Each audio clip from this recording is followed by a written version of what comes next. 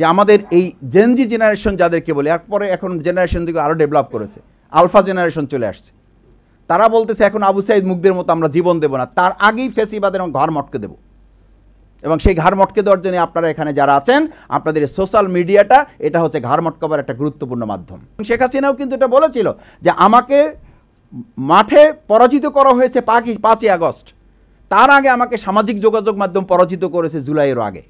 আপনি আমাকে ধর্ম ব্যবসায়ী বলেন, আপনি ইসলামপন্থীদের ধর্ম ব্যবসায়ী বলেন, তাহলে আপনি এখন ফজর নির্বাচন পর্যন্ত ফজর নামাজ আপনার জন্য ফরজ। ফ্যাসিস্ট রাষ্ট্র ব্যবস্থা নির্বাচন যদি ধরা যায়, তাহলে ফ্যাসিস্ট রাষ্ট্র ব্যবস্থায় ইলেকশন ভাবা যায় না, সেখানে হয় আসলে সিলেকশন। ফ্যাসিস্ট রাষ্ট্র ব্যবস্থায় সিলেকশন হয়েছে গত 3 বছর, শুধু 3 টার্ম না, আমরা তারও আগে দেখেছি। ফ্যাসিস্ট রাষ্ট্র ব্যবস্থায় আমাদের ইউনিভার্সিটিতে আমরা শুনতাম, আমাদের সম্মানিত শিক্ষকদের প্রতি শ্রদ্ধা রেখে বলি যে বিশ্ববিদ্যালয়ে ফার্স্ট ডিভিশন বা ফার্স্ট ক্লাস অনেক ক্ষেত্রে পাওয়া হয় না, দেওয়া হয়। আমাদের এখন এলাকাগুলোতে আমরা যারা ছোটোখাটো কাজ করি, আমাদেরকে বলা হয় এমপি হইতে পারবেন না, এমপি বানানো হবে। দিস ইজ ফ্যাসিবাদী স্টেট। আমাকে বলা হয় ইলেকশন ওয়ার্ক করতেছেন, কাজ হবে না, ইলেকশন ইঞ্জিনিয়ারিংয়ে মাথা ঢুকান। What is the definition of sentence আমি জানি না, যে ইলেকশন ইঞ্জিনিয়ারিংটা কী জিনিস জানি না, বলতে আমরা একেবারেই জানি না, বুঝি না, ব্যাপারটা তা নয়। তার মানে হচ্ছে আমাদের সম্মানিত নাগরিকদের প্রতি আমাদের যতটা না যত্ন, তার চেয়ে ইলেকশন মেকানিজমে যারা থাকেন তাদের প্রতি আমাদের যত্ন, আত্মীয়তা অলরেডি বেড়ে গেছে। এবং পাবলিক কনসেন্ট্রেশনটা আমাদের যারা প্রতিনিধিত্ব করবেন ভবিষ্যতে, তারা সেই জায়গা থেকে অনেকটা দূরে সরে এসে যারা ইলেকশন পরিচালনায় সম্পৃক্ত তাদের পিছন ছোটা শুরু করেছেন।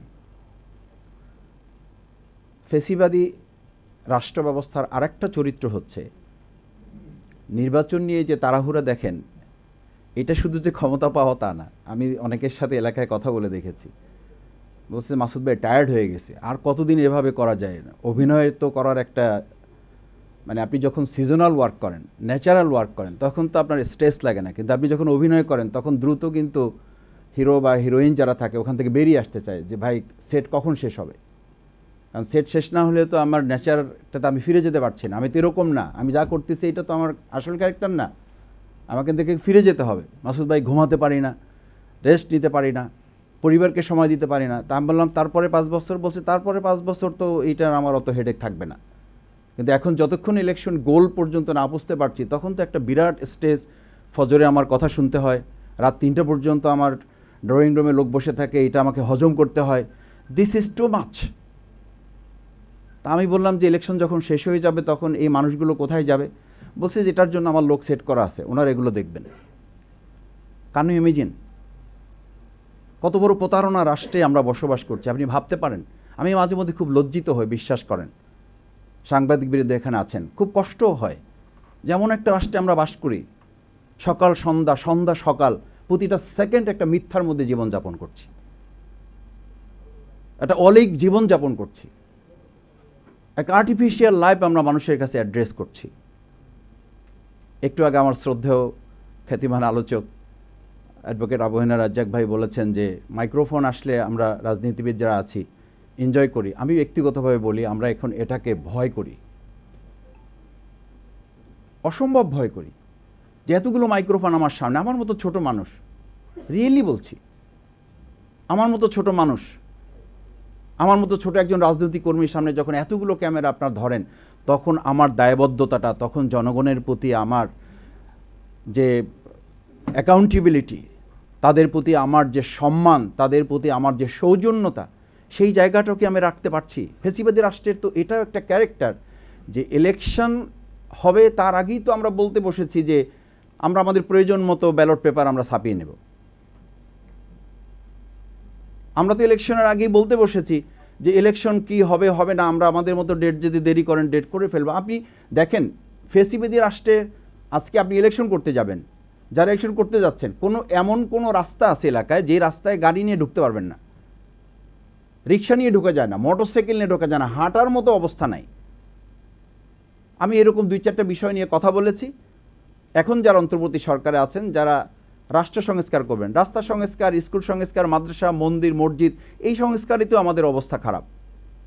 কথা বললি এখন তো ইলেকশনের ডেট ডিক্লেয়ার হয় নাই, তো তার আগে এখনও কোথাও কথা বললে, কোথাও না, ম্যাক্সিমাম কথা বললেই বলে যে ভাই এগুলো আমাদের কাজ না, এগুলো আপনারা এসে করবেন, আমরা একটা নির্বাচন করতে এসেছি। আমি খুব অবাক হই যে 2024-এর 5ই আগস্ট, জুলাই আগস্টের গণ অভ্যুত্থানে এতগুলো মানুষের জীবনের মধ্য দিয়ে কি সত্যি, আমি একজন রাজনীতির সাধারণ কর্মী হিসাবে বলছি, এবং আমাকে বাংলাদেশ জামাত ইসলামী একটা এলাকায় কাজ করার জন্য আমাকে নির্দেশ দিয়েছে, সেই হিসাবে বলছি যে একেবারে আপনারা সাক্ষী আছেন, আল্লাহ সাক্ষী আছেন, সামান্যতম কোনো লোভ থেকে নিজেকে ফিরিয়ে রেখে বলছি, একটা নির্বাচনের জন্য আমরা এই 15টা বছর লড়াই করি নাই, রিয়েলি করি না। আমি একজন ভোটার হিসেবে বলছি, আমি তো 15 বছর ভোট দিতে পারি নাই। এখন এই কথা বললে ভোটের প্রতি আমাদের সম্মান নাই, একথা বললে জনগণের প্রতি আমাদের আস্থা নাই, একথা বললে আমরা নির্বাচনকে বিলম্বিত করতে চাই। আরে ভাই, নির্বাচনকে বিলম্বিত করতে চান, নির্বাচনের পর কী হবে? নির্বাচনের পর তো আপনাকে আমাকে খুঁজেই পাওয়া যাবে না। আমি এসি রুমে ঢুকে আমার দরজা লক। যার কাছে ফজরের পরে দেখা করা যেত, তার সাথে দেখা করার জন্য আমি শফিকুল ইসলাম মাসুদ দুপুর 12টা পর্যন্ত বসে থেকেছি। জিজ্ঞেস করতাম যে ভাই, ওনার সাথে তো আগে ফজরের পরে দেখা করা যেত মসজিদে। এই জন্য এখন দেখবেন মসজিদে বক্তব্য হচ্ছে, আমাদের বক্তৃতায় আসতেছে রাজনীতিবিদদের, যে নির্বাচন পর্যন্ত ফজরের নামাজ মসজিদে পড়তে হবে। What's happening? This is very interesting. আপনি আমাকে ধর্ম ব্যবসায়ী বলেন, আপনি ইসলামপন্থীদের ধর্ম ব্যবসায়ী বলেন, তাহলে আপনি এখন নির্বাচন পর্যন্ত ফজর নামাজ আপনার জন্য ফরজ। নির্বাচন পর্যন্ত ফজরের নামাজ আপনাকে মসজিদ পাহারা দিতে হবে, ওখানে কে কী করে এটা দেখতে হবে। তারপরে কি? তার মানে নির্বাচন হচ্ছে একটা সিলেকশনের মধ্য দিয়ে রাষ্ট্রের মালিকানা গ্রহণের একটা প্রক্রিয়ায় কেউ আমাদের মাথাটা ঢুকিয়ে জনগণকে ব্যবহার করার মাধ্যম। This is very simple. এটা কোনো গবেষণা দরকার। আপনি সিম্পল একজন সম্মানিত রিক্সাওয়ালাকে জিজ্ঞেস করেন, একই কথা বলবে যে ভাই এখন সকাল বিকাল সালাম পাচ্ছি, কে যে সালাম দিচ্ছে বুঝতেও পারতেছি না, জবাব নেওয়ার সময় পাচ্ছি না। তার মানে পরে বলছি যে পরে হচ্ছে এই সালাম দেওয়া লোকগুলোই কয়দিন পরেই আমার ইজ্জত, আমার সম্মান বলবে, এই খালি আমাকে রিক্সাওয়ালাও ডাকে না, এই খালি এদিকে আসো। ওঠার পরে আমাকে দাম জিজ্ঞেস করে না, বললাম স্যার দামটা বলে নেন। সরি, আমি বলছি যে একেবারে সিম্পল ইস্যু কিন্তু এগুলো, দামটা বলে নেন। বলছে দাম আবার বলবো কি, চলো আগে, এত কথা বলতে হয় কেন? মানে এই সালাম দেওয়া লোকটাই, যে এই 5 মাস, এই 3 মাস 4 মাস সালাম দিয়েছে, কারণ বক্তব্য হচ্ছে 5 মাস আপনার খেদমত করব, 5 বছর আপনি আমার খেদমত করবেন, ভাগ করে নিয়েছে আমরা। সুতরাং এই 5 মাস আপনি দেরি করতে যাবেন কেন? এই 5 মাস আপনি কষ্ট করতে যাবেন কেন? সেই জন্য তাড়াহুড়া। প্রবলেম, আমি যত দ্রুত পারা যায় তত যেন আমি এসি রুমে ঢুকতে পারি, তত যেন আমি একটা গাড়ির মালিক হয়ে যেতে পারি, তত যেন আমি সংসদের একটা পতাকা নিয়ে নিতে পারি। এটার প্রতিযোগিতা, এই কম্পিটিশন। ফেসিবাদী রাষ্ট্রের ক্যারেক্টারটা, নেচারটা হচ্ছে আপনি কোনোভাবে মালিকানাটা গ্রহণ করে জনগণকে দাসে পরিণত করা। দেশ স্বাধীনের 53 বছরে আমাদের এর চেয়ে খুব ভালো শ্রেণীর ব্যতিক্রম কিছু ছাড়া দেখার সুযোগ আমাদের হয় নাই। নাম্বার 2, ফেসিবাদী রাষ্ট্রে নির্বাচন ব্যবস্থা কি হয়? নির্বাচন ব্যবস্থা হয় জনগণের মতের বা চিন্তার প্রতিফলন হয় না, প্রতিফলন হয় কিছু সংখ্যক ব্যক্তি। আমাদেরকে বলা হয় এলাকায় যে ভাই ম্যান টু ম্যান গিয়ে লাভ হবে না, পকেট আইডেন্টিফাই করেন। তারপর কি হবে? পকেট আইডেন্টিফাই করে এখন টাকা খরচ করেন না। কত নির্লজ্জ একটা জাতি হিসাবে আমি গোটা জাতিকে মেনশন করছি না। আমরা 15 বছর সমাজ কল্যাণ, সোশ্যাল ওয়েলফেয়ার, মানুষের চিকিৎসা, আপনি এলাকায় গিয়ে দেখবেন মানুষের কত কষ্ট, কত সমস্যা। একটা পরিবার 15 বছর ধরে মাস্টার্স পাস করে বসে আছে, একটা পরিবারে 2টা ছেলে, তার কোনো চাকরি নাই। চাকরির জন্য কি করতে হবে? কোনো একজন নেতার সুপারিশ লাগবে। এখন আমরা সুপারিশ দিচ্ছি, আমার কাছে সুপারিশের জন্য আসছে, আমার মতো মানুষের কাছে সুপারিশ জন্য। আমি বললাম আমার সুপারিশে কোনো চাকরি হবে? আপনি জানেন? বলছে হ্যাঁ, ওনারা বলেছে, ওনার সিগনেচার নিয়ে আসেন, তাহলে আমরা চাকরি দিয়ে দেবো। তা আমি ওনাদের কাছে মাঝে মধ্যে জানতে চাই যে আপনারা আমার সুপারিশে বা আমাদের কারো সুপারিশে চাকরি দিয়ে দেবেন, ওনার কি যোগ্যতা থাকলে দেবেন, না থাকলেও দেবেন? বলছে মাসুদ ভাই আমরা এটাতে অভ্যস্ত হয়ে গেছি, এরপর যদি কোনো অন্যায় করে তাহলে আমি বলতে পারবো যে এটা অমুকের সুপারিশ হয়েছে, আমার কোনো দায়বদ্ধতা নেই। দায়বদ্ধতাটা আমার ঘাড়ে, বন্দুকটা আমার ঘাড়ে রাখাটা হচ্ছে আমাদের আমলাতন্ত্রের একটা উল্লেখযোগ্য অংশের মানসিকতা। সেজন্য সুপারিশ যে আপনাকে খুব সম্মান করে করে ব্যাপারটা তা না। আপনার যে সুপারিশটা, এটার অর্থ এইটা নয় রাজনীতিবিদকে উনি খুব সম্মান করেন। এটার অর্থ হলো কোনো অকারেন্স করলে ওটা তার কাছে স্ক্রিন প্রিন্ট করা আছে, দেখাই দিবেন, দিচ্ছেন। এখন ওই যে আমাদের সিইসি উনি বলছেন যে উনি কল রেকর্ড ফাঁসের ভয়ে কথা বলতে চান না। তাহলে আমাদের কথা বলা বন্ধ করে দিতে হবে সবাই। কথা বল, কল রেকর্ড ফাঁস তো আমারও হয়ে যাবে। তা আপনি এমন কথা কেন বলবেন যে কল রেকর্ড ফাঁস হয়ে গেলে আপনি ভয় পান? তাহলে কথাই যদি না বলেন তাহলে আপনি ইলেকশন পরিচালনা করবেন কিভাবে? আর এমন কথা বলার ভয় আপনার মধ্যে কেন থাকবে যেই কথার মধ্য দিয়ে আপনি ভয় পান, যে কথা ফাঁস হয়ে গেলে আপনি বিপদে পড়বেন? তার মানে তো সামথিং রং। আপনি এমন কথা কখনো অফলাইনে বলেন যে কথাগুলো রাষ্ট্রের জন্য সুন্দর নয়, যে কথাগুলো রাষ্ট্রের জন্য ইতিবাচক নয়। এই সন্দেহ তো এখন জাতির মধ্যে তৈরি হতে পারে। আমি এমন কথা ফোনে বলতে ভয় পাই যেই কথা আমি অফলাইনে বলতে পারি, তার মধ্যে তো, তার মানে তো আমার মধ্যে কিছু দুশ্চিন্তা আছে, তার মধ্যে আমার মধ্যে কিছু নেতিবাচক ব্যাপার আছে। আমি যদি যে কথা মানুষের সামনে বলতে পারবো না, আমাদের প্রিয় নবী রাসূল করিম সাল্লাল্লাহু আলাইহি সাল্লামকে আদর্শ নেতা বলা হয় কেন? উনি পাবলিকলি যা ছিলেন উনি প্রাইভেটলি তাই ছিলেন, উনি ফোকাসলি যা ছিলেন উনি আনসিনে তাই ছিলেন, উনি সিনসিয়ারলি যা ছিলেন উনি সিক্রেটলি তাই ছিলেন। This is character, this is ideology. তা আমাদের বর্তমান নির্বাচন কমিশন যদি খুব ভালো অবস্থা বুঝাতে গিয়ে এটা বলেন যে আমি কথা বলছি না ফোনে, কারো রিসিভ করছি না ফোন, দুর্নাম আছে, এই জন্য যে কল রেকর্ড ফাঁস হয়ে যাবে। তো কল রেকর্ড ফাঁস হয়ে গেলেও যাতে কথাটা জাতি জানতে পারে এবং তার মধ্যে জাতি উপকৃত হয়, সেরকম কথাই তো আমার বলা উচিত। এই জন্য ইলেকশনটা হচ্ছে ফ্যাসিবাদী রাষ্ট্র ব্যবস্থায় আমাদের প্রথম থেকে দেখেন 2024-এর জুলাই আগস্টের গণঅভ্যুত্থান পরবর্তী আমাদের 3টা মৌলিক বিষয় ছিল। নাম্বার 1 ছিল বিচার। এই বিচারে আমরা মৌলিকভাবে তেমন কোনো অগ্রগতি নিয়ে আসতে পারি নাই। ফলশ্রুতিতে এখন আমাদের টেনশন, রাস্তায় কারা বের হচ্ছে, উস্কানি দেওয়া হচ্ছে যে অমুকে তাদেরকে ঠেকাচ্ছে, অমুকে তাদেরকে ঠেকাচ্ছে না। আবার যখন কেউ ঠেকাতে যাচ্ছে তখন আমরাই বলছি আইন হাতে তুলে নেওয়া হচ্ছে। কেন কেন ভাই? আমার ঠেকানোর দায়িত্ব আমাকে নিতে হবে কেন? জামাত ইসলামী ছাত্র শিবির যখন রাজপথে মিছিল করেছে তখন তো আমরা বলেছি আমাদেরকে ঠেকানোর দায়িত্ব তো প্রশাসনের, আমাদেরকে ঠেকানোর দায়িত্ব পাবলিক নেবে কেন?